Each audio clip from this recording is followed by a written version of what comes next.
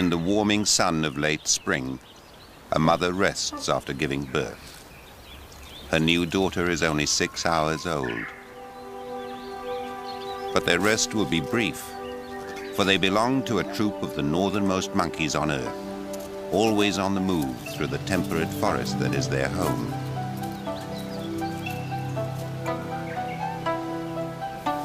Both the lives of the macaques and the trees that they live with are ruled by the timing and the changing of the seasons of the temperate world.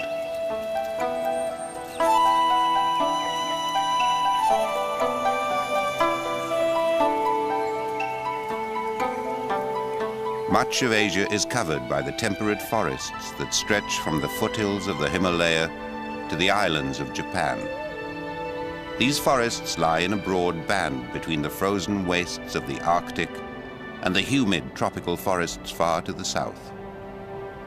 There are two kinds of temperate forests, those that remain evergreen and the deciduous forests, where the changing seasons are clearly seen.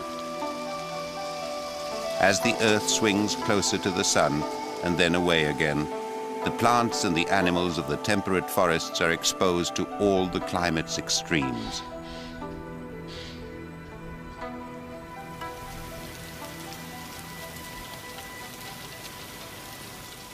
Long ago, when much of the world was frozen in the winter of the last ice age, many trees became extinct. But some of Eastern Asia escaped this ice, and there the temperate forests now contain a greater number of tree species than in the rest of the continent. In Japan, these forests still cover vast areas of her mountains. Forests of cherry and maple, of oak and beech are driven by the seasons, and trees must evolve strategies for survival. In northern Japan, beech trees dominate the forest. They've evolved a strategy of living long, growing taller than the other trees, and reacting quickly to the lengthening days of spring. Beech trees are amongst the earliest to bud, amongst the first to flower, to be pollinated by the wind, and the first to send out leaves to claim the energy-giving light before it reaches the forest floor. But rather than trying to compete for light against the taller trees, one extraordinary plant steals a march on the rest of the forest by following a timetable of its own. The few Japanese who know this plant call it naniwazu. Instead of shedding its leaves in autumn, naniwazu keeps them green. They're ready as soon as spring comes to take in sunlight while the canopy overhead is still open. Its precocious flowers attract the first pollen-bearing insects of the season.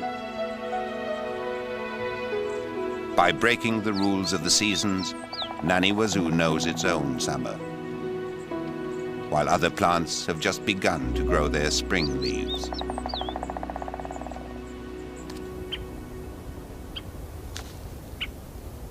For the forest birds, it will soon be time to breed. A female great spotted woodpecker searches for insects that have throughout the winter sheltered under the bark. Spring reveals a myriad of strategies to deal with the changing seasons. A tiny caterpillar climbs up from the leaf litter where it hibernated over winter. But the colors that were a perfect camouflage in autumn will soon be dangerously conspicuous, for the caterpillar is climbing back into a changing world.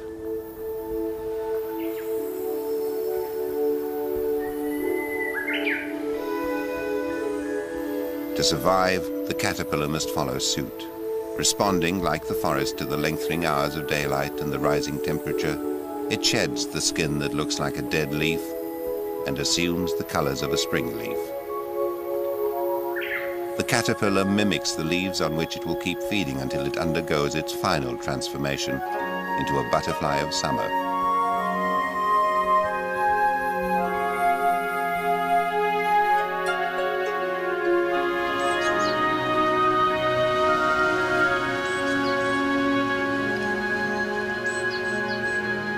All through the forest, trees are exploding into flower. After the long winter months, spring is a time when Japanese macaques make the most of the forest's bounty. Macaques are perhaps the most adaptable of all monkeys. They've colonized many parts of Asia, from the tropics to the temperate forests, adapting and changing as they went. They first arrived in Japan perhaps 500,000 years ago.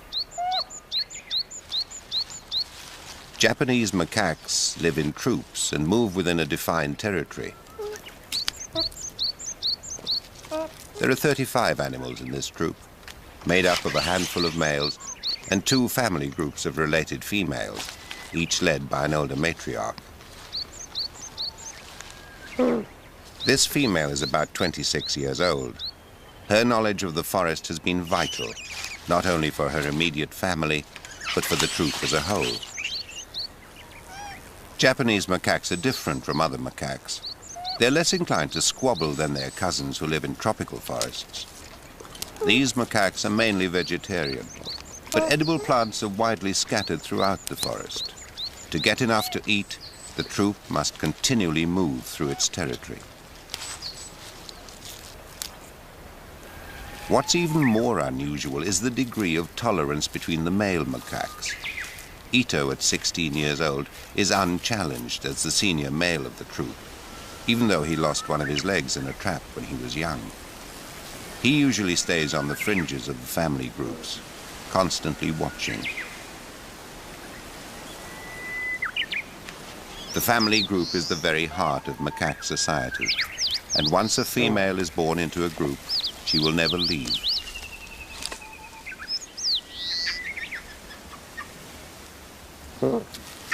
Young males, however, will leave when they're around 5 years old. They will roam the forest, either living a solitary life or in small bachelor groups, before attempting to join another troop with females. In this troop, as well as Ito, there are 2 other big males. Konzui is 15. Like Ito, he never takes his eyes off the females.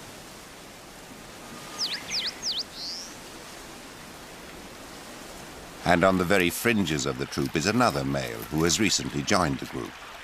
Only 11 years old, he always keeps his distance, but is a member of the troop, accepted within their territory. The ancestors of these macaques arrived in Japan's far north at the end of the most recent ice age. As the earth warmed, macaques moved further and further north into new territories. The northern shores of Japan's main island of Honshu are as far north as any macaque can go. They will not return to the south, since their territory adjoins that of other macaque troops. These northernmost monkeys on Earth have had no choice but to adapt to the seasonal extremes of the temperate forest where they live. Spring comes late to the north of Japan. It was at the end of May when the new baby female was born. She's now 3 days old and is in safe hands.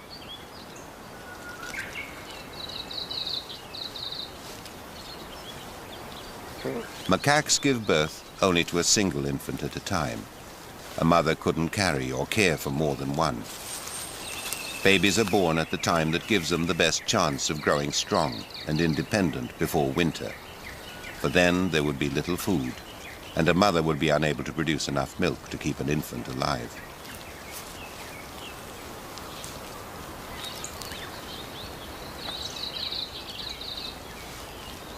In the gentle spring sun, the baby explores the warm world that is her mother.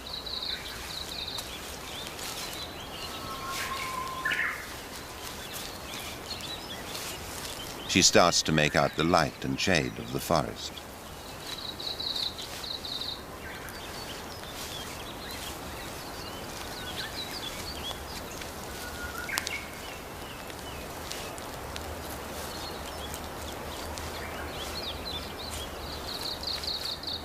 She has been born with a strong instinct to grasp and strong hands to do so. For almost from the moment of birth, she must be able to cling to her mother as she moves through the forest with the rest of the troop.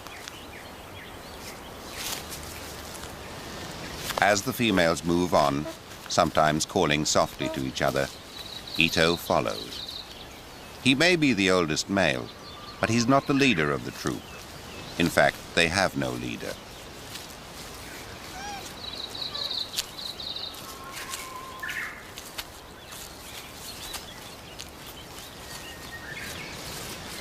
The forest, too, is moving.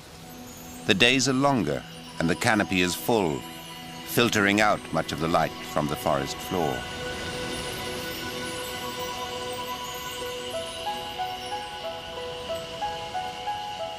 So, for the out-of-step Nanny Wazoo, it's time to shut down. Unable to win the race for the light, it begins to discard its leaves in an autumn of its own.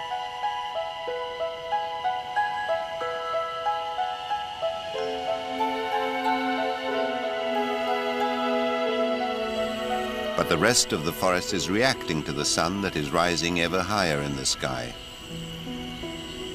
On the rich spring leaves of a hackberry tree, the caterpillar that emerged from the leaf litter has grown large and plump. Triggered by a combination of the rising temperature and its own internal body clock, it nears the end of one phase of its life and begins to discard a skin it no longer needs.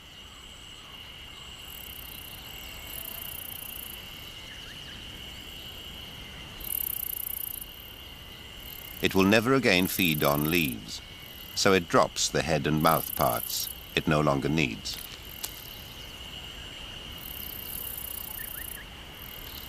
Inside the hardening outer case of the pupa, the body will undergo an amazing transformation, the timing of which is crucial. For when it emerges as a butterfly, it favors tree sap, which is at its most abundant in summer. It still remains aware of the outside world and is ready to respond to it. A single ant is hardly a threat, but a swarm might be. The nervous reaction is enough to startle almost any predator.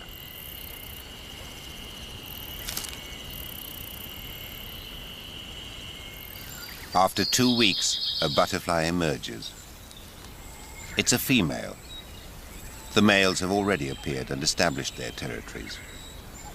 She rids herself of excess moisture in her body, then rests for a few hours to let her wings dry. And she's ready to find a mate in the summer forest.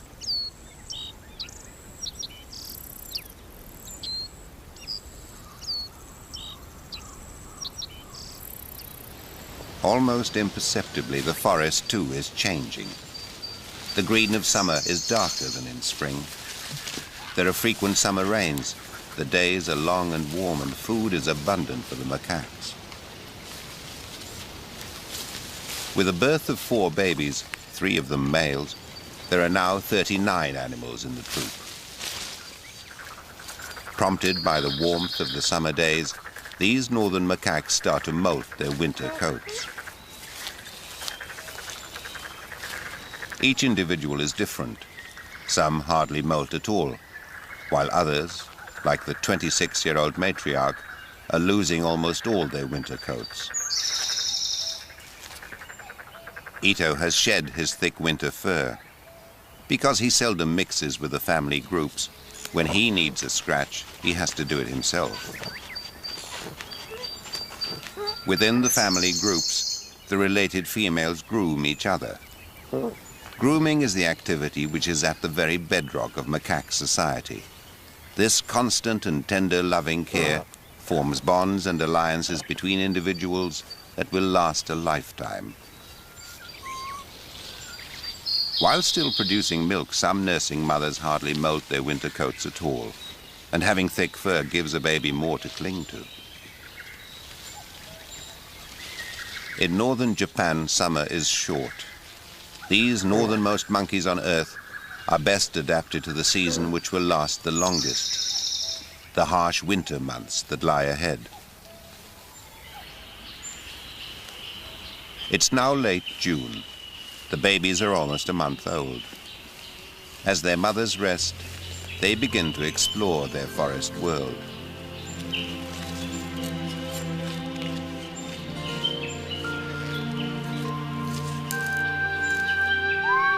But the last to be born, a baby boy, is still not keen to stray from his mother.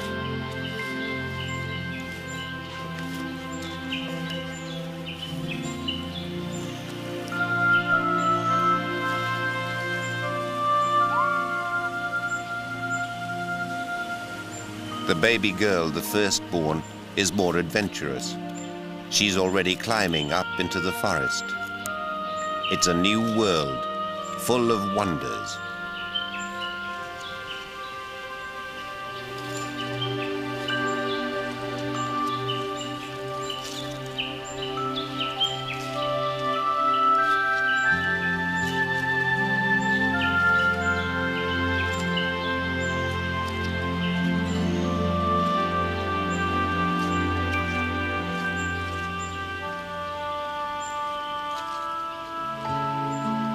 Even at this age, they learn to watch and listen to other members of their family group.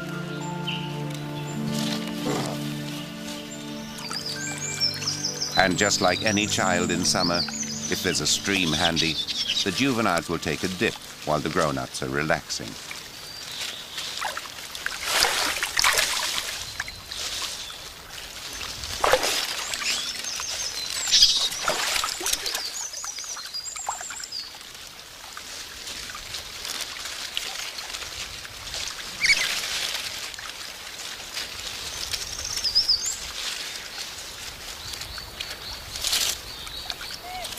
They're careful not to lose contact with their parents. The moment the adults start to move on, the youngsters follow.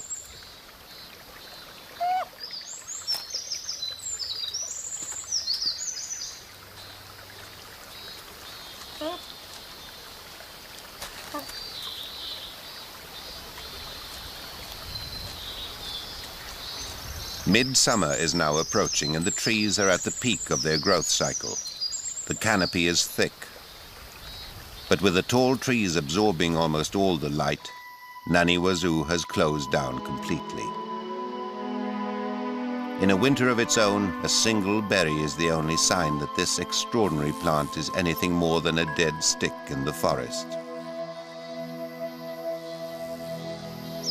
But in the beeches and other trees, sap is flowing, and where it leaks from a wound in the bark, the tree's loss is the insect's gain. The food source is so precious to a male butterfly, he doesn't hesitate to challenge any rival, even a hornet. By opening his wings, the butterfly tries to scare off the intruder.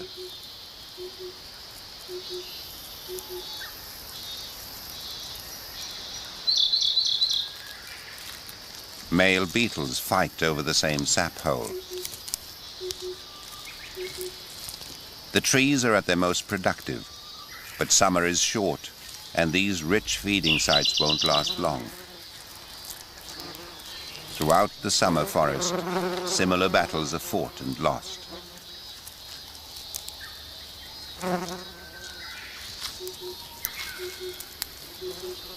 Two male butterflies wrestle over the prize. They have only a few precious weeks to find a mate, and every moment counts.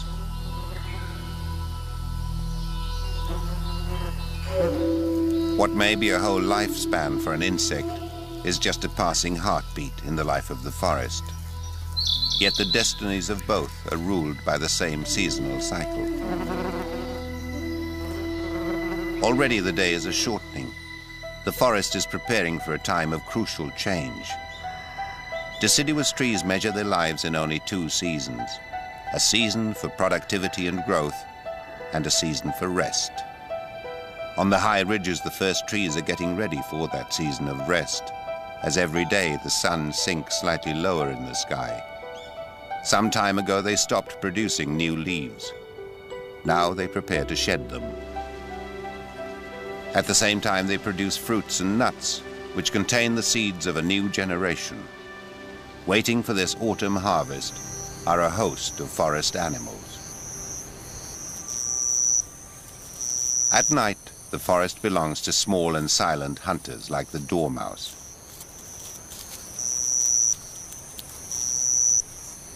They feed alone, fiercely driving off rivals. Insects are rich in protein and an important food source, but they become scarcer as the temperatures continue to fall.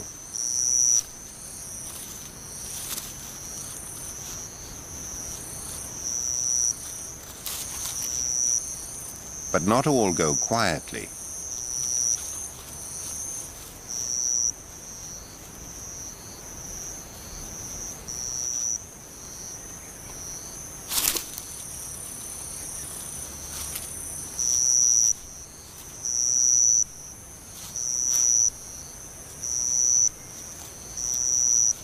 A dormouse may only live for 2 or 3 years, and whether it survives for another season will depend on how much weight it gains before going into hibernation, a winter sleep that may last 5 months. If the dormouse does not put on enough fat, it might never wake up.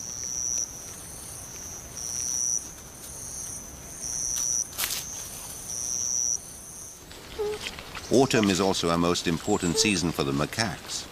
They too are trying to gain weight for the coming winter. They can't hibernate. To make sure they get the fruit while it's there, they move almost continuously throughout their large territory, from one fruiting area to the next. These northern forests are a relatively poor habitat. Although food is abundant for the moment, the period of plenty will be short-lived.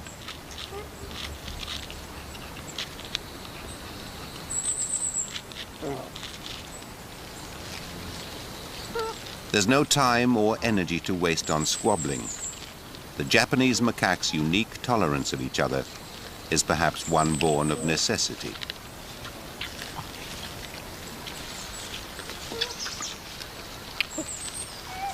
By early November, the firstborn baby is almost 6 months old and is learning to fend for herself.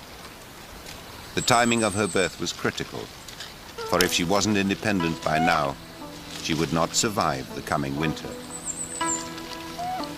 None of the 4 babies of spring can ever rest for long, for as food becomes scarcer, the troop spends even more time on the move.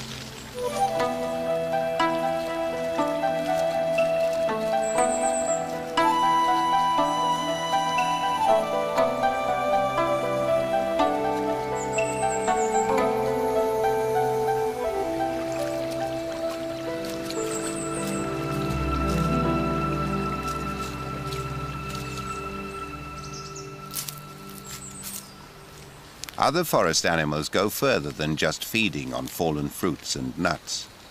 They build up a winter stockpile.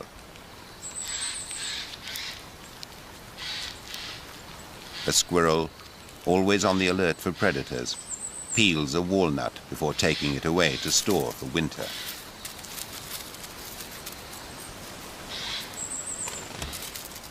A jay also prepares for the winter. If the acorns are too light, the jay discards them. The ones that make the grade it will store in its crop, before carrying them off to bury in its territory, which could be as far as half a mile away. But the jay, like the squirrel, often forgets the hiding place, and some of the undiscovered nuts will germinate and grow. The jay carries the seeds far from the parent tree. Slowly, the forest is being moved. Autumn is taking hold throughout the northern forests. The trees have stopped producing sap. The leaves of deciduous trees are thin and are designed to be discarded. This loss of leaves is a fundamental part of the tree's life cycle. The changing color is a chemical reaction. As the chlorophyll in the leaves breaks down, the trees take back what nutrients they need, but the toxins which remain in the leaves are dropped with them. Each tree turns a distinctive color. Some maples go a brilliant red, while the beech, amongst the last to change, turns yellow and brown. Yet even as the beech trees are shutting down for winter, their buds, like time capsules of spring, are in place.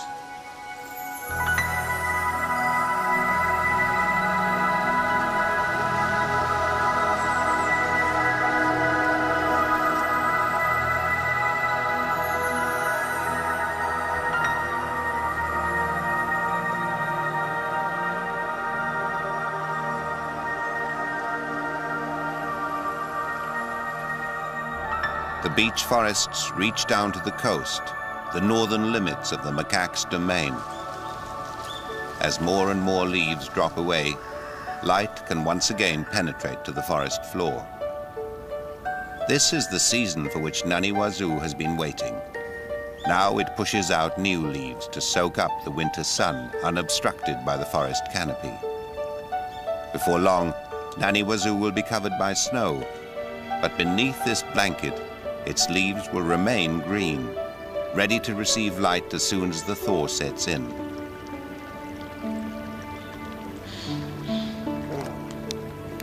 For the baby macaque, this is a new season of strange colors and leaves that are no longer good to eat.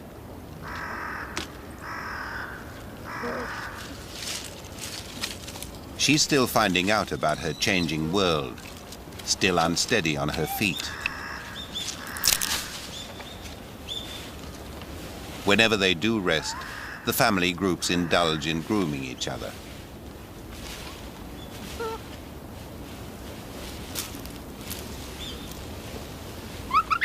Like a toddler competing for attention, the firstborn baby throws a tantrum and is put firmly in her place. Younger males are particularly keen to ally themselves with males who are older by grooming them. Gonzui, the second oldest male in the troop, relaxes in sheer pleasure. The constant grooming serves a practical as well as social purpose. It helps maintain a warm and insulating coat, as well as getting rid of parasites like lice and ticks.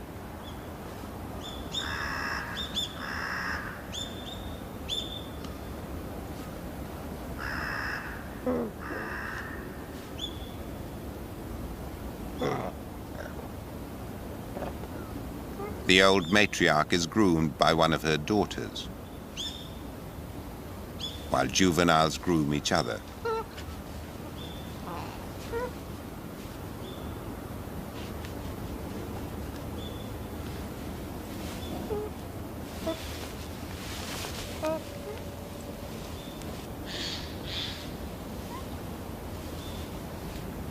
Grooming interludes are brief, for the troop is continually moving. Picking up her infant, a female follows.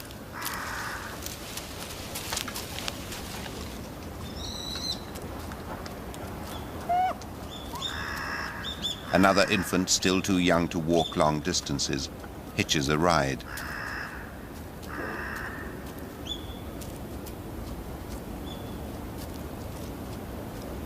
Like the forest, the lives of the macaques are governed by the seasons. Autumn is the time to mate. Gonzui displays his presence, then goes to look for a female. His face now a deep red.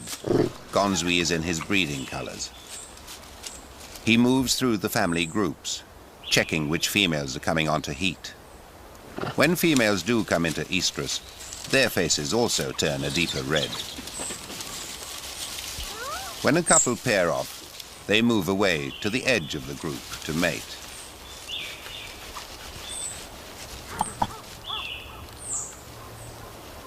Usually it's the female who takes the initiative.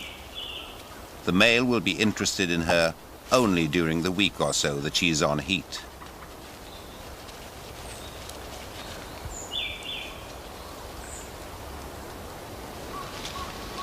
The oldest male, Ito, is also eager to mate. In many macaque societies, the senior male can have the female of his choice.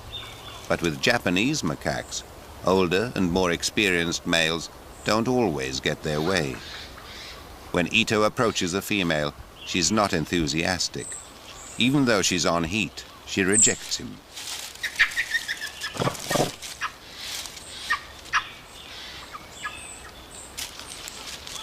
It's often the females who have the final say. This year, all the younger ones chased the 11-year-old male. Her body language is obvious. First, she tenderly grooms him. Then, when he tries to move off, she stops him.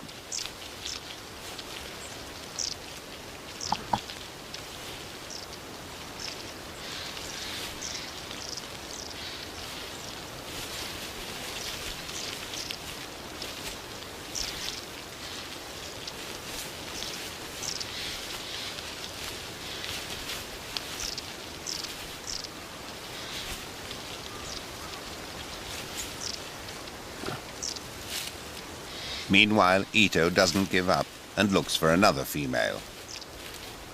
Unlike the younger male who's receiving all the attention, Ito has to groom a female, something he normally does not do. But while she's happy to accept his grooming, she refuses any further advances.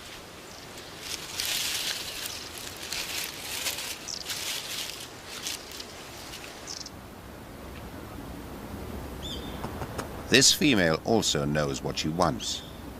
She's chosen Gonzwi as her mate.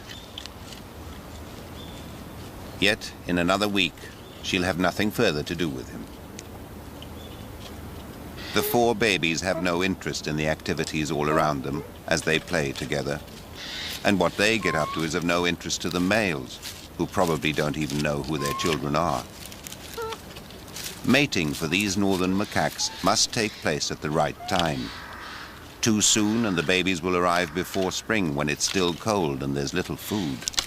Too late and the babies won't be mature enough to survive the coming winter.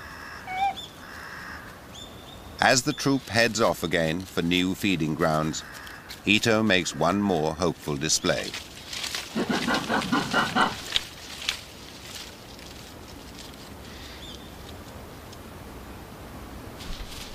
Like the macaques, the seasons too are always moving. Cold winds start to blow in from Siberia, a chilling taste of what's in store.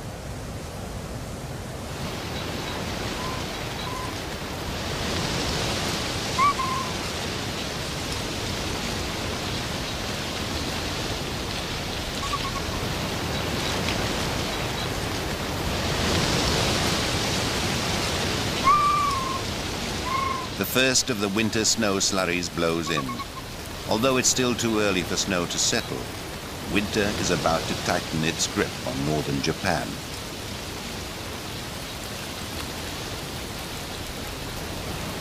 But to the north of these temperate forests, the winter is far more severe. Like leaves blown before the Siberian gales, refugees arrive from Arctic Asia in their tens of thousands.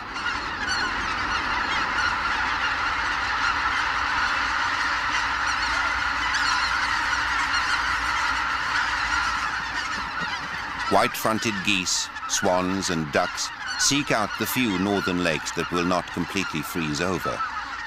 No matter how harsh the winter gets here, the one they've escaped from will be far worse.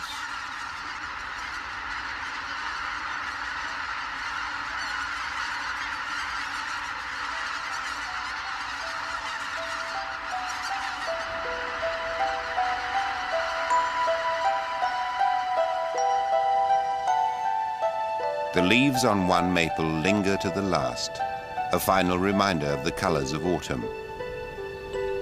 Below, the forest floor has surrendered to the cold that will endure for 5 more months. The shortest day of the year is still some way off, but already the forest has shut down.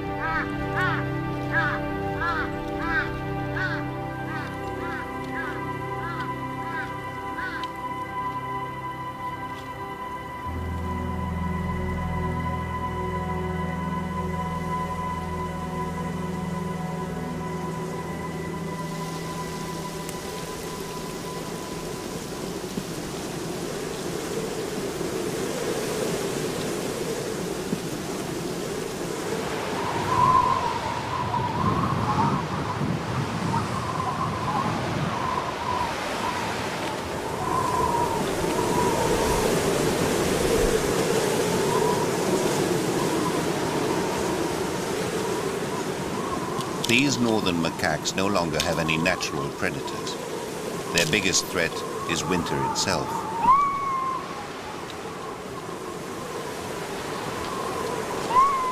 But the freezing winter temperatures are a hardship their thick fur and larger body mass have prepared them for. This is the season they have adapted to survive.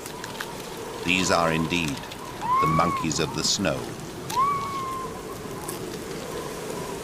Grooming is still as pleasurable as ever, and an older animal may also provide some shelter from the wind to younger macaques. The 26-year-old female has been through all this before. She may live to see 4 or 5 more winters.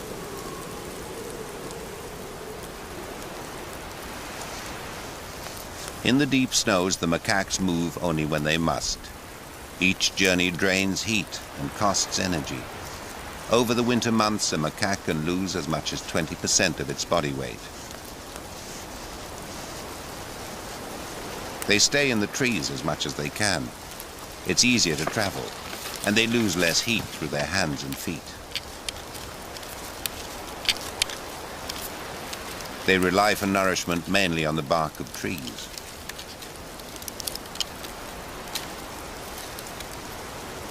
For Spring's first baby, winter has been a rude shock. But she learns from her mother and sisters which trees have the best bark, and where those trees are in the bare forest. It's a lesson she will rely upon for the rest of her life.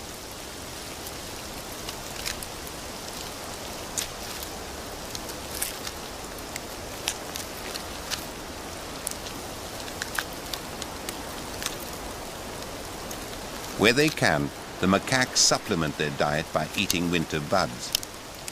But these macaques seldom stay in one place long enough to do permanent damage to the forest.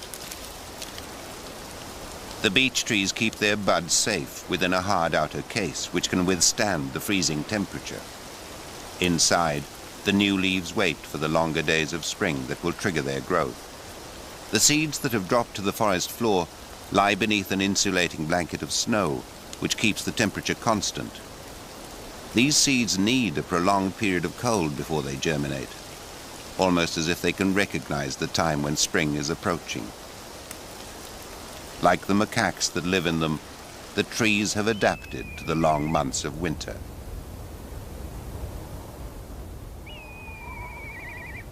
Across the broad expanse of forest, everything seems in retreat. Yet winter is a time which forces activity, and animals that are seldom seen must come out in the open to eat.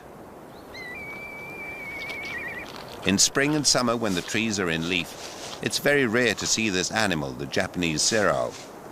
It's an ancient species endemic to Asia. Its closest relatives are members of the goat family. Calves stay with their mothers for a year or so, but as adults, they're mostly solitary. In winter, the serraus move out from the forest and forage on the southern slopes warmed by the winter sun. On these slopes, where there's slightly less snow, they dig for whatever they can find to eat.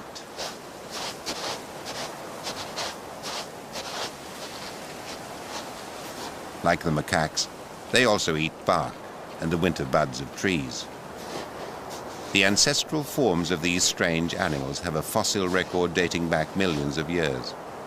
They too are adapted perfectly to the cycle of the seasons.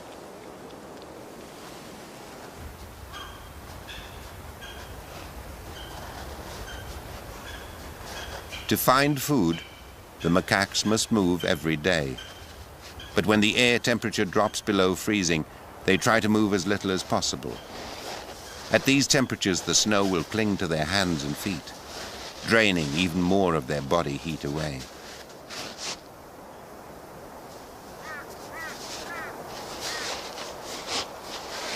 Drawing on her memory and knowledge of the forest, an old female knows the way to a new feeding site.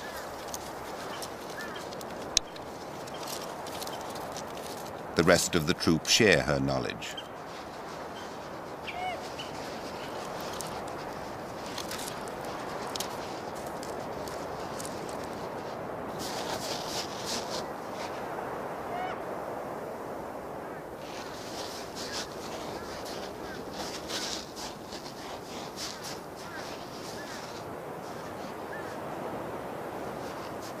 Ito is content to bring up the rear, closely followed by a young male, keen to learn from his age and experience.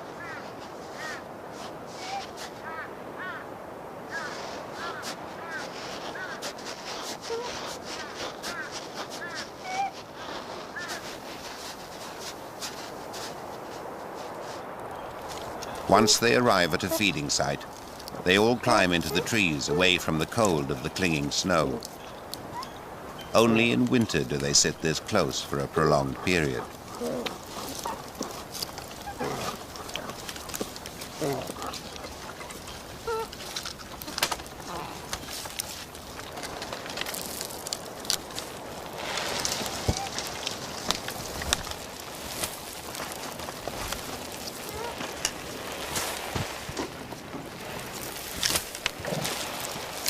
Even though temperatures are still well below freezing, the sun is once again climbing higher into the sky, and the days are beginning to lengthen.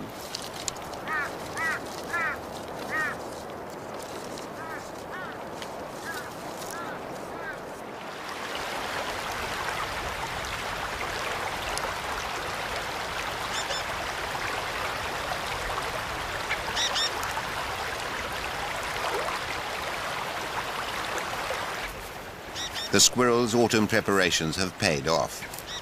During the few hours that they're active each morning, they search for the remaining walnuts they buried before the snows came.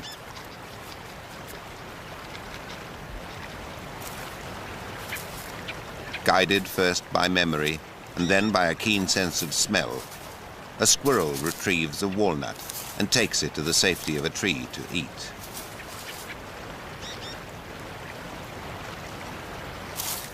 It can take as long as 30 minutes to crack open a nut, but the prize is worth the effort.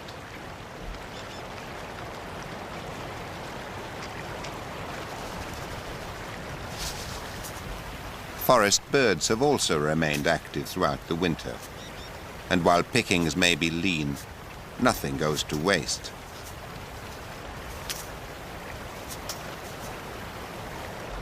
A freezing mist rises into the morning air, and as the days continue to lengthen, some trees begin to pump sap. But the air temperature is still many degrees below freezing, cold enough for icicles to form. Where maple branches have broken in a storm, icicles of sweet sap take shape, creating a tempting delicacy for small birds.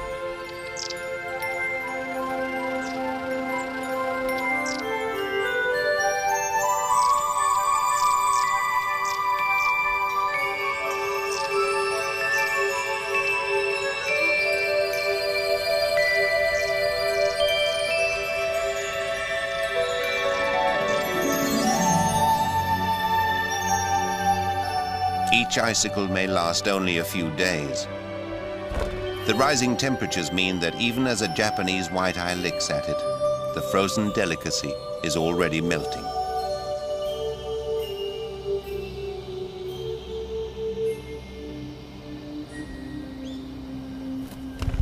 Throughout the forest, winter begins to lose its grip. But this interval between seasons is still dangerous for the trees. Their soft new shoots are moist and vulnerable. A sudden frost or freezing snowstorm could easily kill them, and the tree's long preparation for spring would be wasted. Gradually across the forest, the thaw takes hold.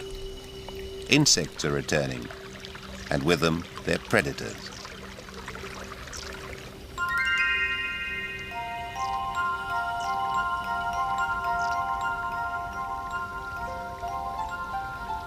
The melting snows reveal Naniwazu, ready to greet the returning sun. Following its own unique seasonal cycle, its flowers are already waiting to be pollinated. Its leaves are absorbing sunlight before the canopy again closes over. In the rhythm of the forest and the seasons, Naniwazu dances to its own beat. The late winter sun warms the trunks of the beeches, and with the dripping meltwater, there's bare earth at the base of the trees. And tiny spring ephemerals take their one chance to bloom. Like the strange Naniwazu, they can only compete by staying a step ahead of their rivals.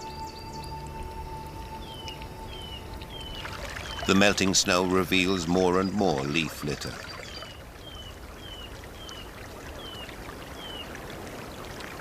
Deep in the litter, curled like a ball, The dormouse has spent the 5 months of winter in a sleep which is close to death. Its body temperature has remained almost at freezing. It has breathed only 4 or 5 times an hour.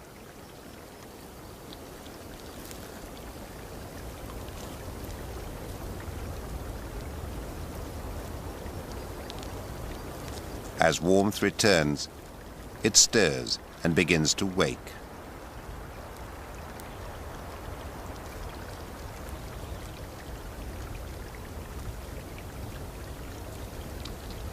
It shivers to regain body warmth.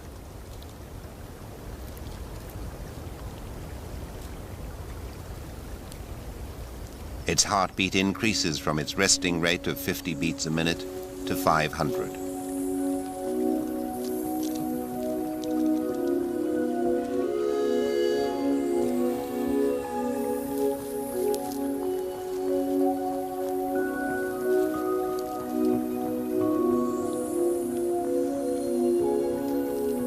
It has survived on the reserves of fat from the previous autumn, but has lost much of its body weight. With a metabolic rate so fast, it must eat or die.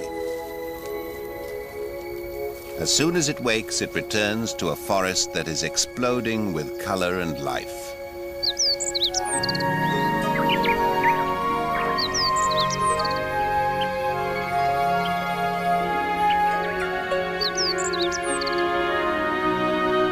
With the orchestrated precision of a symphony, the forest reacts to spring. Dogtooth violets bloom just in time to attract their pollinator, a butterfly which the Japanese call the goddess of spring.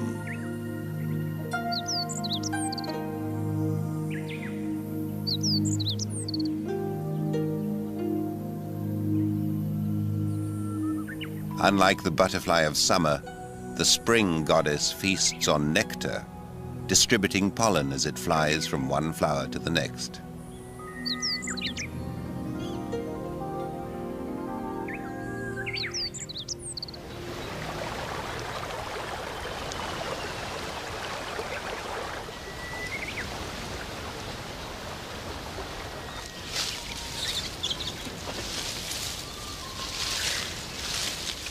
All the macaques of the troop have survived winter, and more will be born this spring.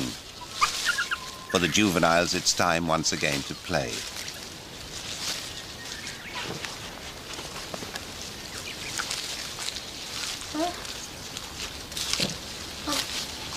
The seasons of the temperate world have completed another cycle. Once again, there is plenty of food. The firstborn baby of last spring has lived the first 4 seasons of her life. As she grows, she will never cease learning about her forest from her mother and family.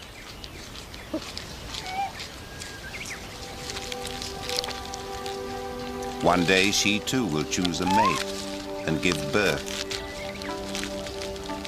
She may grow to become the matriarch of a family group, using her knowledge and experience to guide future generations through the changing seasons of the forest, as the forest, in its turn, follows the ancient rhythms of Asia's temperate world.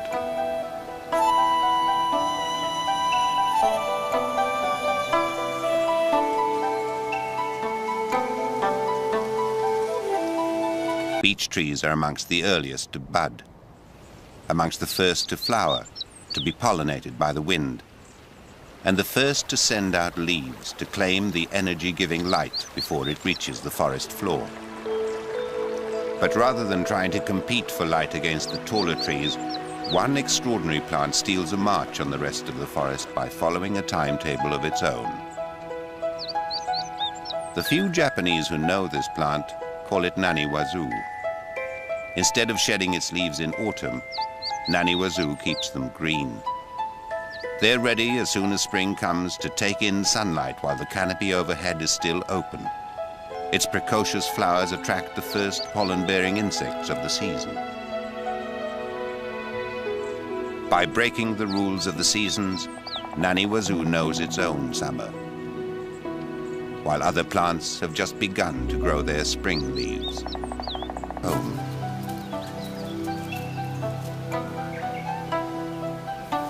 Both the lives of the macaques and the trees that they live with are ruled by the timing and the changing of the seasons of the temperate world.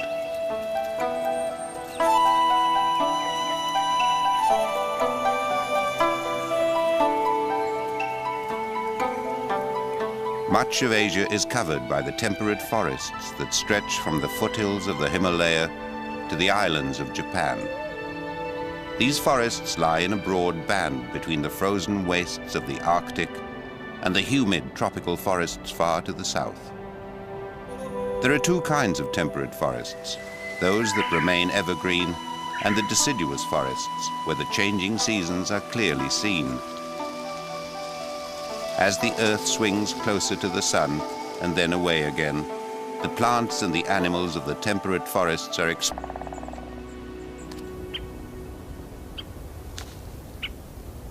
For the forest birds, it will soon be time to breed.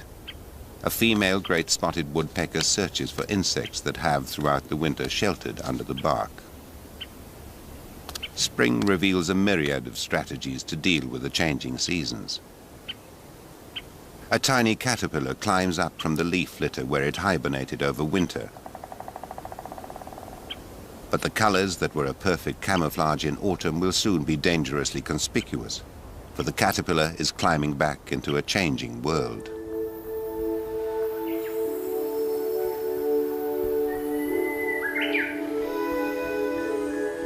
To survive, the caterpillar must follow suit. Responding like the forest to the lengthening hours of daylight and the rising temperature, it sheds the skin that looks like a dead leaf and assumes the colors of a spring leaf, exposed to all the climate's extremes.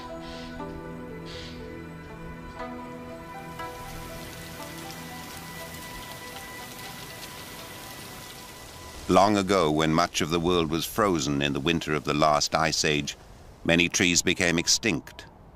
But some of Eastern Asia escaped this ice, and there the temperate forests now contain a greater number of tree species than in the rest of the continent.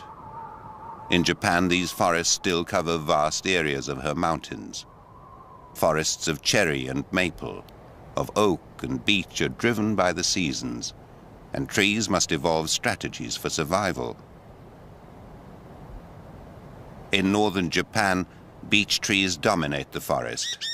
They've evolved a strategy of living long, growing taller than the other trees, and reacting quickly to the lengthening days of spring.